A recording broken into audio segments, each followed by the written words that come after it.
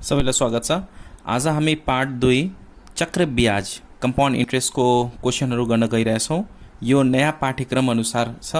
So यहाँ हेर्न सकिन्छ क्वेसन नम्बर 1 मा परिभाषित गर्नुहोस्। क नम्बरमा के छ, वार्षिक चक्र ब्याजलाई हामी परिभाषित गर्नुपर्ने। दोस्रो बी नम्बरमा ख नम्बरमा के छ, अर्धवार्षिक चक्र ब्याजलाई परिभाषित गर्नुपर्ने र ग मा त्रैमासिक चक्र ब्याजलाई परिभाषित गर्नुपर्ने। यहाँ डेफिनेसन यहाँ परिभाषा गरिएको छ। क ख ग को कुनै साभाको प्रत्येक वर्षको ब्याज साभामा जोडेर पूर्ण ब्याज गणना गरिन्छ भने यसरी प्राप्त ब्याजलाई वार्षिक चक्र ब्याज भनिन्छ। खमा अर्ध चक्र ब्याज भनेको के हो, कुनै साभाको प्रत्येक 6 महिना वार्षिक भनेको 1 वर्षको भयो भने अर्ध ब्याज भनेको 6 महिनाको ब्याज साभामा जोडेर पूर्ण ब्याजको गणना गरिन्छ भने यसरी प्राप्त ब्याजलाई अर्ध वार्षिक चक्र ब्याज भनिन्छ। त्यसपछि त्रैमासिक चक्र ब्याज भनेको कुनै साभाको 3 महिना, त्रैमासिक भनेको 3 महिनामा आउने ब्याज हो। कुनै साभाको प्रत्येक 3 महिनाको ब्याज साभामा जोडेर पूर्ण ब्याजको गणना गरिन्छ भने यसरी प्राप्त ब्याजलाई त्रैमासिक चक्र ब्याज भनिन्छ। अब 2 नम्बर हेर्नुहोस्।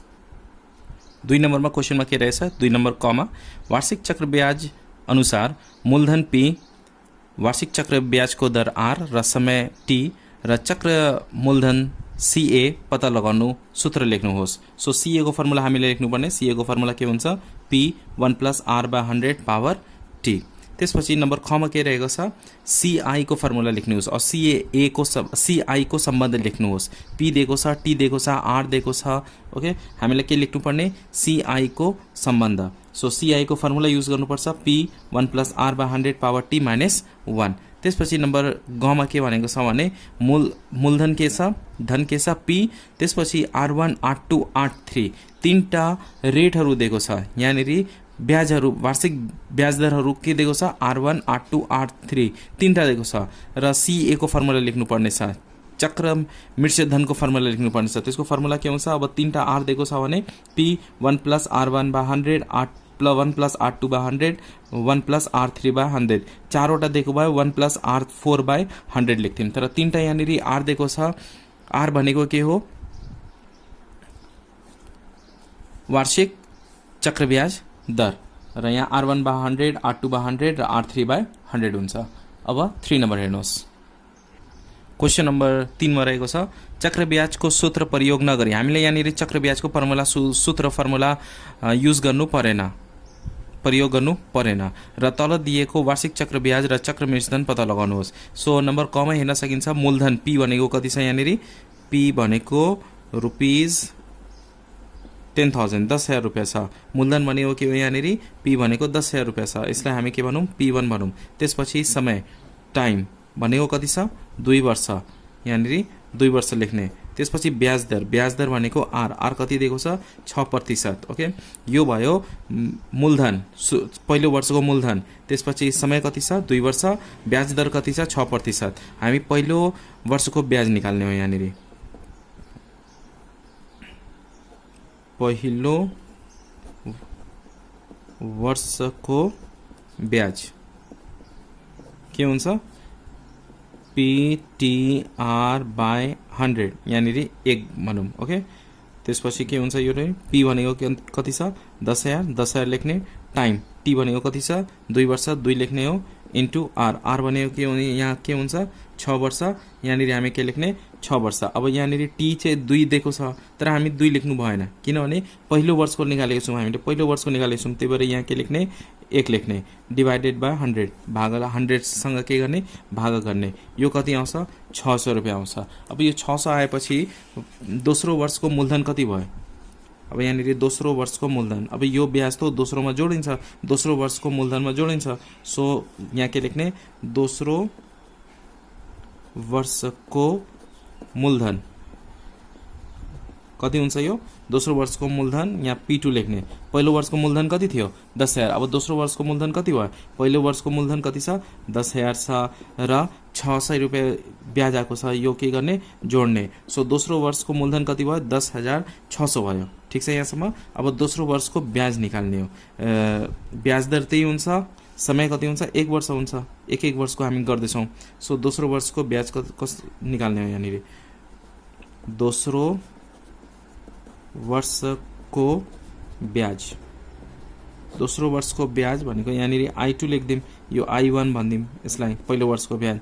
फर्मुला के हुन्छ PTR। अब यो हामी 2 युज गर्नुपर्छ, P2 युज गर्नुपर्छ, यो मूलधन युज गर्नुपर्छ, दोस्रो वर्षको मूलधन युज गर्ने भागा बाई 100।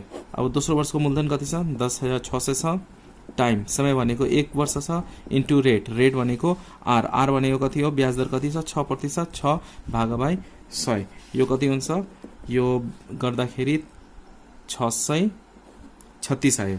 अब चक्र ब्याज कति आयो, टोटल चक्र ब्याज, हामीलाई चक्र ब्याज निकाल्नु छ र चक्र मूलधन निकाल्नु छ। सो चक्र ब्याज इज इक्वल टु और CI इज इक्वल टु पहिलो वर्षमा चक्र ब्याज कति आएको छ 600 र दोस्रो वर्षमा चक्र ब्याज कति आएको छ 636। सो 600 प्लस 636 यो दुईटै जोड्ने हो, कति हुन्छ यो 1236 हुन्छ। त्यसपछि हामी के गर्ने, चक्रीय मृतधन निकाल्नु पर्छ। सो चक्रीय मृतधन CA इज इक्वल टू सुरु वर्षको चक्र मृतधन कति छ 10,000 र दोस्रो वर्षको 1200, यो 10,000 के वर्ष मूलधन कति छ यहाँनिर 10,000 र चक्र ब्याज कति आएको छ जम्मा 1236, यो दुईटा जोड्दाखेरि के हुन्छ 11,236 रुपियाँ। सो चक्र मृतधन कति आएको छ 11,236। 2 को ख हेर्न सकिन्छ यहाँनिर, मूलधन, मूलधन P1 भनेको कति दिएको छ 64,000 दिएको छ, 64,000। समय टाइम भनेको कति दिएको छ 3 वर्ष दिएको छ, ब्याज दर R भनेको कति छ 6% दिएको छ। अब पहिलो वर्षको ब्याज, पहिलो वर्षमा कति ब्याज आयो त्यो निकाल्नु पर्ने, यहाँ I1 लेखेको छ, फर्मुला के हुन्छ सिम्पल इन्ट्रेस्टको फर्मुला युज गर्ने, साधारण ब्याजको फर्मुला युज गर्नुपर्छ, P1T * R डिवाइडेड बाई 100 भागा बाई 100 गर्ने। त्यसपछि P1 भनेको मूलधन कति छ यहाँनिर 64,000 छ, 64,000 लेख्ने, गुणा 1 गुणा 6 भागा बाई 100। यसलाई क्याल्कुलेट गर्दाखेरि सल्भ गर्दाखेरि कति आउँछ 3,840 आयो। अब यो दोस्रो वर्षको मूलधन, यो चाहिँ दोस्रो वर्षको मूलधन हुन्छ। अब पहिलो वर्षको ब्याज, दोस्रो वर्षको के हुन्छ मूलधन हुन्छ।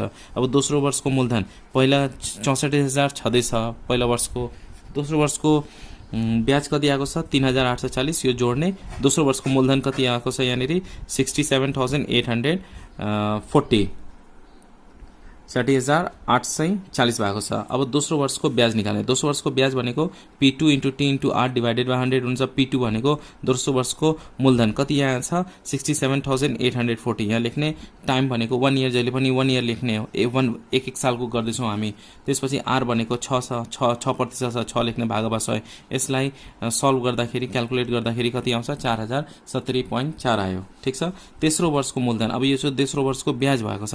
अब तेस्रो वर्षको मूलधन कति छ यहाँनिर 67,840, यो भनेको मूलधनको दोस्रो वर्षको मूलधन कति थियो यो थियो। अब ब्याज जोड्ने, यसमा यो कति आएछ 71,910.40 आएको छ, 4 आएको छ। त्यसपछि यो चाहिँ तेस्रो वर्षको मूलधन भयो। अब तेस्रो वर्षको ब्याज निकाल्ने हो, किनभने जम्मा कति दिएको छ 3 वर्ष दिएको छ, 3 पल्ट हामीलाई ब्याज निकाल्नुपर्छ यहाँनिर। अब तेस्रो वर्षको ब्याज P3 * T * R गर्ने, डिवाइडेड बाई 100 गर्ने, यो क्याल्कुलेट गर्दाखेरि कति आएको छ 4,314.62 आएको छ, 62 आएको छ।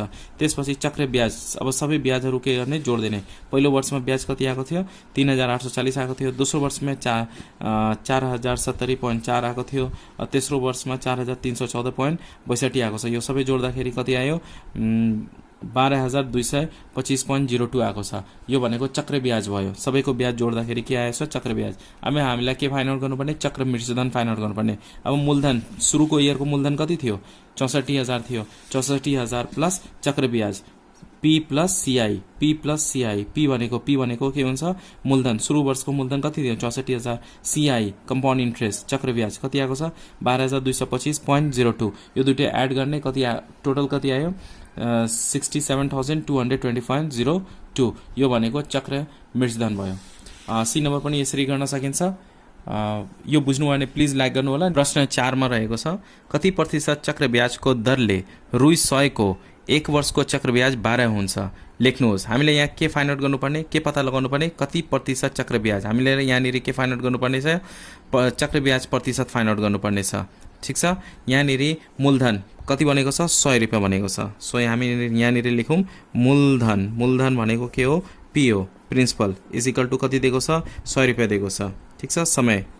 समय कति समय भनेको टी भनेको 1 वर्ष दिएको छ, 1 वर्ष। त्यसपछि यहाँनिर ब्याज दर हामीलाई पत्ता लगाउनु पर्ने छ। ब्याज दर भनेको R is equal to what. अब चक्र ब्याज दर यहाँनिर दिएको छ 12 रुपियाँ 12। सो चक्र ब्याज भनेको सीआई इज इक्वल टू कति दिएको छ रु 12। अब चक्र ब्याजको फर्मुला युज गर्ने सूत्र अनुसार चक्र ब्याजको फर्मुला के हुन्छ P 1 plus R by 100 power T minus 1 हुन्छ इज इक्वल टू 12 यति दिएको छ। अब यहाँनिर मूलधनको मान कति छ 100 रुपियाँ। सो 100 रुपियाँ राख्ने यहाँनिर हामीलाई आर फाइन्ड आउट गर्नुपर्ने, ब्याज दर फाइन्ड आउट गर्नुपर्ने छ। 1 प्लस आर बाई 100 पावर यो माथि के लेख्ने पावरमा 1 लेख्ने माइनस 1 इज इक्वल टू 12। यो के हुन्छ 12 हुन्छ। त्यसपछि 100 यहाँ पावर बनेको सेम नै हो, हामी के लेख्न सक्छौँ यहाँनिर 1 plus R by 100 minus 1 is equal to 12। 1 1 cancel भयो। ओके 100 इन्टु आर बटे 100 इज इक्वल टू 12 हुन्छ। यो 100 र 100 पनि गयो, क्यान्सल भयो यो दुईटा। आर इज इक्वल टू के यहाँ हुन्छ 12% भयो। सो कति ब्याज दर आएको छ 12%।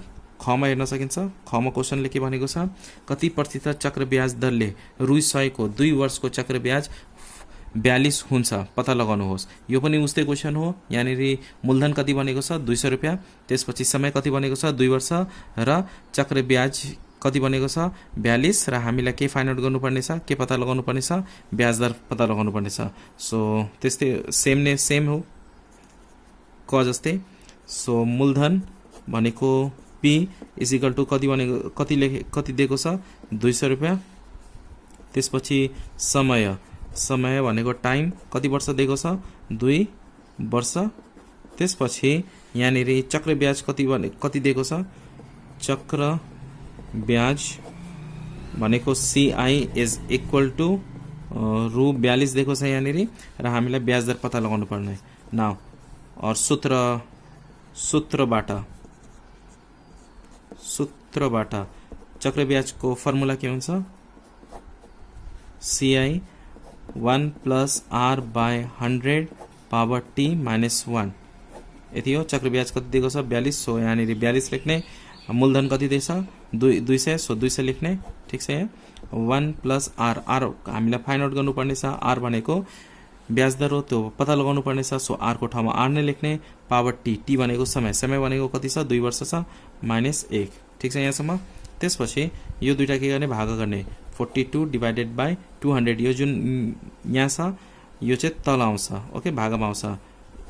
1 plus R by 100 power 2 minus 1 यति भयो।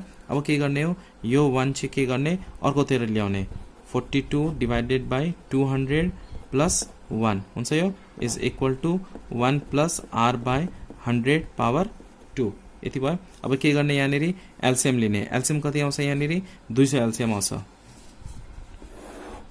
सो 200 एलसीएम लिने 42 प्लस 200 इन्टु 1 मल्टिप्लाई गर्दा के हुन्छ 200 नै हुन्छ is equal to 1 plus R by 100 power के छ यहाँनिर 2 छ। यो दुइटै जोड्दाखेरि कति हुन्छ 242 डिवाइडेड बाई 200 हुन्छ is equal to 1 plus R by 100 power 2 हुन्छ यति। त्यसपछि यो दुईटा भाग गर्दा कति हुन्छ 1.2 आउँछ। यो दुईटा भाग गर्दाखेरि कति आयो 1.2 is equal to 1 plus R by 100 power 2। अब यो जुन स्क्वायर छ नि यो गएर अर्कोतिर के हुन्छ रुट बन्छ। सो रुट अंडर 1.2 गरिदिने 1 प्लस आर बाई 100 र रुट 1.2 कति हुन्छ त्यो पत्ता लगाउने। रुट 1.2 भनेको 0.19 भयो। सो यहाँनिर 1.09 हुन्छ is equal to 1 plus R by 100। अब यो 1 चाहिँ के गर्ने लेफ्ट साइडमा ल्याउने 1.09 minus 1 is equal to R by 100। यो दुईटा सब्ट्र्याक्ट गर्दा कति हुन्छ 0.09 और 10 लेख्दा पनि हुन्छ is equal to R by 100। Therefore R is equal to यो दुईटा मल्टिप्लाई गर्दा 0.9.0 और 9%। सबै डेसिमल लियो भने 10% आउँछ।